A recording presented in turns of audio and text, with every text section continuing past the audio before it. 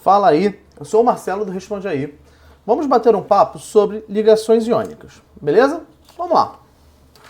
Bom, ligação iônica é muito importante que a gente saiba, de princípio, que ela é formada por metal que se liga a um metal, beleza? Então, que a gente tem que saber também que o metal ele vai perder elétrons e vai formar cátions, tá? Que são íons com carga positiva. Vamos botar aqui um maisinho para a gente lembrar disso. E que o ametal ele vai receber elétrons formando ânions. E vamos colocar um menuzinho aqui embaixo, né? Para a gente se lembrar que o ânion é negativo, ok? Então vamos lá. Aqui eu coloquei 4 compostos para a gente poder identificar, né? Ó, composto iônico, tem metal e ametal, metal e ametal iônico, metal e metal iônico, e aqui tem a água, H2O, que não é um composto iônico, porque o hidrogênio ele não é um metal, beleza? Então agora que você observou isso, que você não vai esquecer que o hidrogênio não é um metal, vamos adiante. Então vamos lá. Ainda temos que saber, né, identificar o que essas fórmulas químicas dizem pra gente. Olha só. Essa fórmula química aqui diz que existe um composto que tem um alumínio ligado a 3 flúors.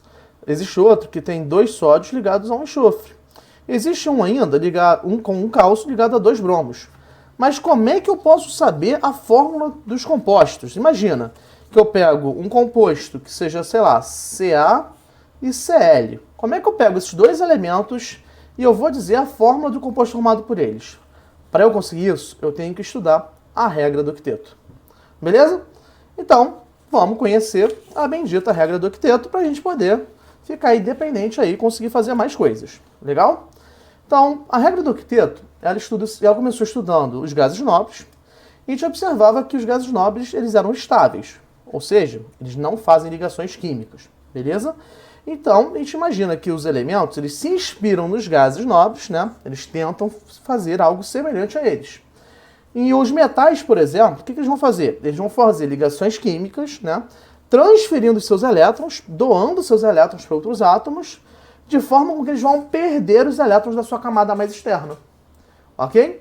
E agora essa camada mais externa, perdendo esses elétrons, ele vai ficar com a camada anterior completa.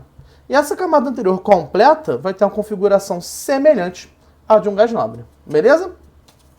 Então, é isso que a regra do octeto vem a dizer.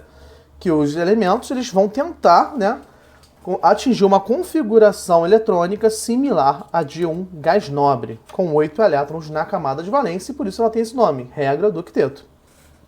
Partiu? Então tá bom. Agora que eu já vi como o metal age, como que age o ametal, né? O ametal, ele age de uma forma semelhante. Só que o ametal, ele vai ganhar os elétrons, como a gente já viu, só que ele ganha elétrons visando atingir 8 elétrons, né? É como prediz a regra do octeto. Então, os ametais eles vão sempre ganhar elétrons até completar um total de 8 elétrons. Quando ele completou 8 elétrons, ele não vai ganhar mais elétron, ele vai passar a estar estável, e aí ele só vai se combinar, né, por atração das cargas com um outro elemento. Beleza? Então, tá bom. Legal. Agora a gente já sabe como que acontece essa interação, né? Vamos ver aqui um exemplo de qual é a fórmula do composto formado por Na e oxigênio. Vamos entender como é que essa fórmula foi atingida. Olha só. O Na, ele tem um elétron, certo? Na camada de valência. Ele é um metal da família 1A. E o oxigênio, ele tem 6 elétrons na camada de valência. Então, olha só. O que acontece? Se eu tivesse um Na apenas, ele doaria o seu 1 elétron para o oxigênio, e esse oxigênio passaria a ter 7 elétrons, certo? Só que o oxigênio precisa atingir 8, então precisa ter mais um Na, fazendo ligação, fazendo com que o composto atinja a fórmula Na2O. Beleza? Então, ok. Agora imagina que a gente vai fazer aquele composto que eu propus, né? Que eu quero fazer a ligação entre cálcio e Cl. Ok? Tranquilo? Então, olha só. O cálcio, ele tem 2 elétrons na camada de valência. O Cl, ele tem 7, certo? Que é da família 7A. E aí, como é que vai ficar o composto formado por Ca e Cl? Então, ele vai transferir um elétron do cálcio para esse Cl. O Cl vai completar o octeto, só que o cálcio não. Então, o que vai acontecer? A gente vai fazer, então, com que esse Ca também se ligue a mais um Cl. Então, vai aparecer outro Cl aqui, de novo com 7 elétrons. E esse Ca vai doar para este Cl, ok? Um outro elétron que ele tinha. Então, como é que fica a fórmula desse composto? A fórmula desse composto fica CaCl2. Por quê? Porque tem 2 Cls para cada um cálcio. Tranquilo? Beleza. Agora, será que existe uma fórmula mais fácil de eu prever a fórmula de um composto? Imagina, por exemplo, que eu tenho Al e que eu tenho, sei lá, oxigênio, ok? O Al, ele tem 3 elétrons na camada de valência, certo? Então, o Al, ele tem tendência a formar espécies com carga mais 3. E o oxigênio tem tendência a formar espécies com carga menos 2. E aí, como é que vai ficar a fórmula de um composto formado por alumínio e oxigênio, tendo visão disso? Bom, vai ser um composto com fórmula Al, só que ainda não determinei os numerozinhos. Esses números vão ser obtidos quando essas carguinhas aqui, elas vão se inverter aqui embaixo, mas sem o sinal, beleza?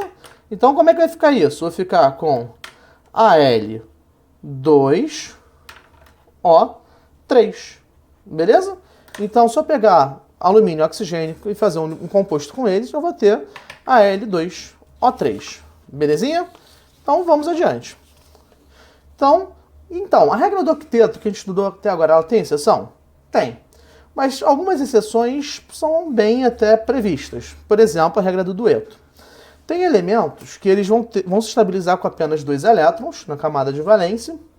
E aí, o que a gente pode ver? Que o hidrogênio, para fazer ligação iônica, ele pode, agindo como um ametal, formar a espécie H-, ou seja, ele vai ganhar 1 elétron. Certo? O lítio, ele tem 3 elétrons, vai se estabilizar formando as espécies Li+, beleza?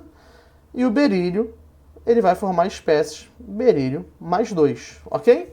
E se você reparar, eles passam a estar semelhantes a um gás nobre, então é até bem semelhante à regra do octeto.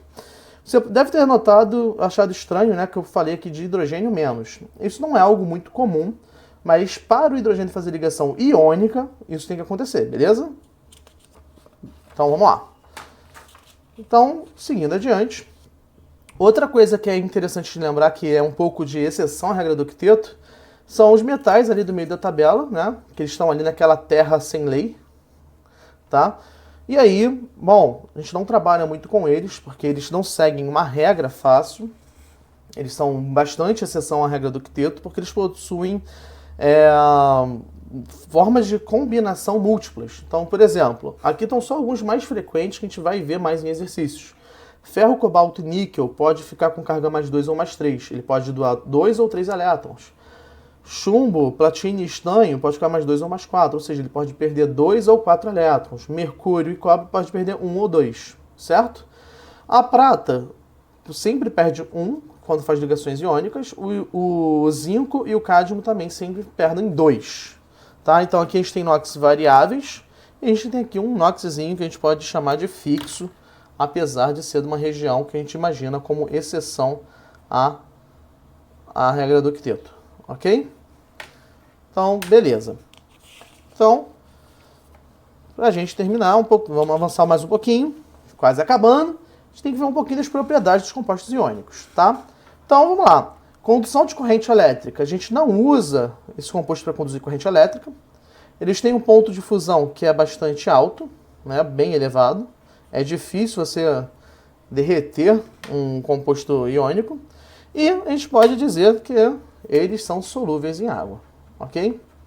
Então aí as principais propriedades de um composto iônico. Eu só diria também que eles são duros, são bastante duros e até quebradiços. Mas vamos lá.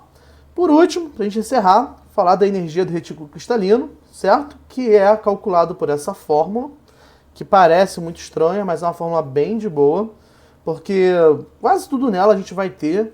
Normalmente a nossa necessidade é calcular esse U0. E aí a gente tem aí A e N, que são dois valores que são tabelados, existem tabelas para isso. A é a constante Medel, N é um fator de repulsão. E o que acontece? Tem o Nzão, que é o constante de Avogadro, que é 6 vezes 10 a 23. Tem E, que é a carga do elétron. tem ε0, que é a permissividade elétrica no vácuo, e tem R0. Essa fórmula vai calcular para mim a energia, né, que vai ser liberada ao formar o retículo cristalino, que é o que se forma quando? Quando a gente tem um metal, certo? Gasoso se combinando com o ânion gasoso, formando um sólido, certo? Então ele está calculando a energia de estabilização da formação do sólido. Por isso que ele tem todo esse fator aí elétrico, porque ele considera a interação eletrostática entre cátions e ânions no cristal formado. E isso é importante por quê? Porque existe o ciclo de Bohr-Haber, certo? Que tenta calcular a energia de formação de um composto. Então, por exemplo, o NaCl, a gente quer formar ele a partir do Na e do Cl2.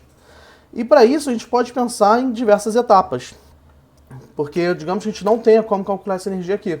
A gente pode calcular essa energia aqui de, digamos assim, atomização do sódio, a gente pode calcular a atomização do cloro, a gente pode calcular aqui, né, a energia de ionização do Na, a gente pode também determinar a afinidade eletrônica do Cl. E aí, se a gente pegasse aquela nossa última equação, né, a gente usasse a energia do retículo cristalino, a gente poderia ter a energia da etapa que faltaria para chegar até o composto desejado. Então, no caso, seria essa última equaçãozinha aqui, se a gente tivesse aqui esse valor dessa energia. É impossível a gente fazer essa reação aqui no laboratório, é muito difícil, são condições extremas, mas elas são calculáveis, e essa é a graça do retículo cristalino. Beleza, galera? Bom, então é isso. Espero que esse vídeo tenha te ajudado. E aí, ele ajudou? Responde aí.